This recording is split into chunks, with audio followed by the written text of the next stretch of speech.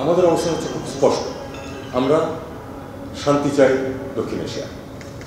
আমরা জানি যে ভারত এবং পাকিস্তানের মধ্যে দীর্ঘদিন থেকে বিভিন্ন ইস্যুতে সংঘাতময় সম্পর্ক আছে, কিন্তু আমরা চাই না যে এখানে কোনো বড় কোনো এমন সংঘাত সৃষ্টি হোক যেটা এই অঞ্চলের মানুষের কোনো জন্য কোনো বিপদের কারণ হয়ে উঠতে পারে।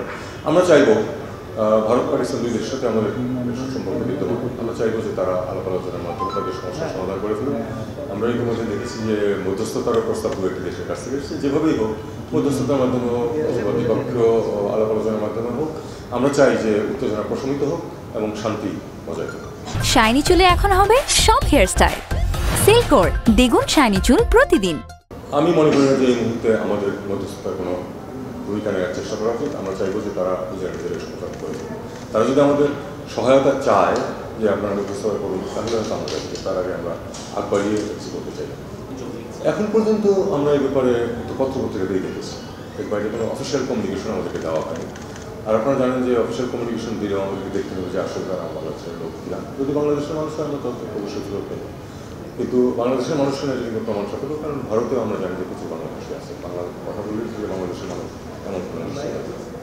যদি সুনির্দিষ্ট অভিযোগ কোনোখানে পাই আমরা, তাহলে আমরা সে ব্যাপারে যখন ব্যবস্থা গ্রহণ করতে পারি। এখানে একটা জিনিস বুঝতে হবে যে বৈধ ভিসা নিয়ে যারা যান তারা ওখানে সফর করে ফেরত চলে আসবেন, কিন্তু যদি তাদের কেউ কোনো আইন ভঙ্গ করে থাকেন সেটার জন্য তো দেশ ব্যবস্থা নিতেই পারে, সেটা হলো অন্য কথা। কিন্তু না হলে আমরা চাইবো যে বৈধ ভিসা নিয়ে যারা আছেন তারা তাদের সফর শেষে ফিরে আসেন। আমরা কোনো ট্রাভেলার্স অ্যাডভাইজারির উপরে এখনো ইস্যু করব, তবে আমি মনে করি যে যাদের নিতান্ত প্রয়োজন নেই এই সংঘাতের সময় বড় করাই মোবাইল রিং হচ্ছে। এই ইস্যুতে আমাদের বার্তা পাঠিয়েছে না, তারা কোনো কিছু নিশ্চিত করতে পারেনি, কারণ ভারতীয় কর্তৃপক্ষ থেকে কিছু জানানো হয়নি এখনো অফিসিয়ালি। আমি খুব সংক্ষেপে এই বিষয়টাতে বলি। প্রথমত হলো যে এই মিয়ানমারের অভ্যন্তরীণ সংঘাতে কিন্তু আমরা জড়িয়ে পড়ার ব্যাপারটা হলো পরে, কিন্তু আমরা তো মিয়ানমারের অভ্যন্তরীণ সংঘাত তো আমাদের স্বার্থের সাথে সংশ্লিষ্ট।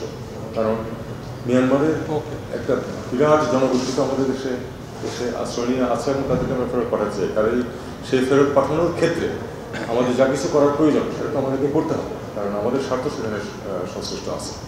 বিশেষ করে আমরা এই কথা আমরা অফিসিয়ালিও বলছি যে বিশেষ করে বাংলাদেশের সীমান্তের পরিস্থিতি তো পরিবর্তিত হয়ে গেছে, এটা তো আমরা অস্বীকার করতে পারবো না। এখানে একটি নন স্টেট অ্যাক্টর, আমাদের সম্পূর্ণ সীমান্ত তাদের নিয়ন্ত্রণে রয়েছে, কেন্দ্রীয় সরকারের কোনো নিয়ন্ত্রণ নাই পড়ার। কাজেই আমাদের নিজেদের সাথে কোনো না কোনো ধরনের যোগাযোগ, আমরা অফিসিয়াল যোগাযোগ অবশ্যই করতে পারি না একটা নন স্টেট অ্যাক্টরের সাথে, কিন্তু কোনো কোনো ধরনের একেবারে বিচ্ছিন্ন সম্পূর্ণ থাকবো, আমরা চাইলেও বিচ্ছিন্ন থাকতে পারবো না। সেক্ষেত্রে যতটুকু প্রয়োজন সেটুকু আমরা নিশ্চয় করবো।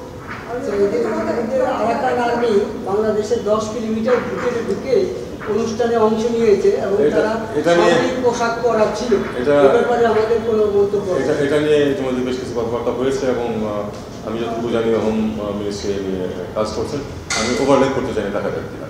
দেখুন, আধুনিক জমানায় সব কিছুই সবাইকে কম বেশি এফেক্ট করে, কাজে কোনো কিছুই আমাদেরকে একটু এফেক্ট করে সেটা আমি বলি না। তবে তাদের যে সংঘাত, সেই সংঘাত সরাসরি আমাদেরকে এফেক্ট করার কিছু নেই, কারণ আমরা এতে কোনো পক্ষ না।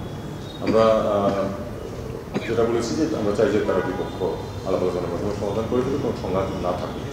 ব্যবসা বাণিজ্যের ক্ষেত্রে যে কোনো সংঘাতেই বা যে কোনো সম্পর্ক খারাপ করে ব্যবসা বাণিজ্য তো এফেক্ট করে। তবে এর মানে এই নয় যে আমরা তো পাকিস্তানের সাথে সংঘাতে লিপ্ত না, কাজে তাদের কাছ থেকে আমাদের যদি স্বার্থ থাকে কোনো আমদানি করে আমরা সেটা করবো। ভারত আমাদেরকে যে ট্রান্সশিপমেন্ট সুবিধা দিচ্ছিল গত বছর দেড়েক যাবত, সেটা তারা উইথড্র করেছে। আমাদেরকে আমাদের মোডাস ভিভেন্ডি বের করে নিতে হবে যে এই পরিস্থিতিতে আমরা কীভাবে করতে পারি। আপনি জানেন যে আমরা ইতিমধ্যেই সিদ্ধান্ত নিয়েছি যে সিলেট থেকে সরাসরি ফ্লাইট যাবে।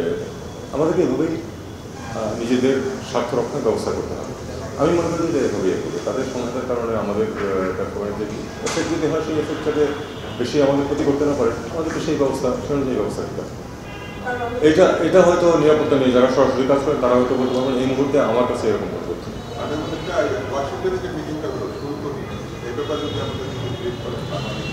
এটা নিয়ে তো ওই যারা শুল্ক নিয়ে আলোচনা করতে গেছেন তারা ফিরে আসছে, আমার মনে হয় আপনার তাদেরকে জিজ্ঞেস করবো, কারণ আমি একবারই একটা কিছু বললাম সেটা হয়তো সঠিক রিপ্রেজেন্টেশন নাও হতে পারে। Thank you.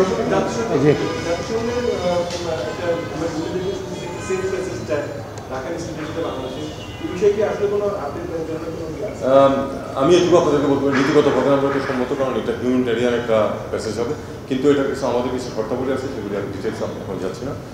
সেই শর্তাবলী যদি পালিত হয় আমরা এটা অবশ্যই কোঅপারেট করবো, ইউএনের কথা বলার অবশ্যই।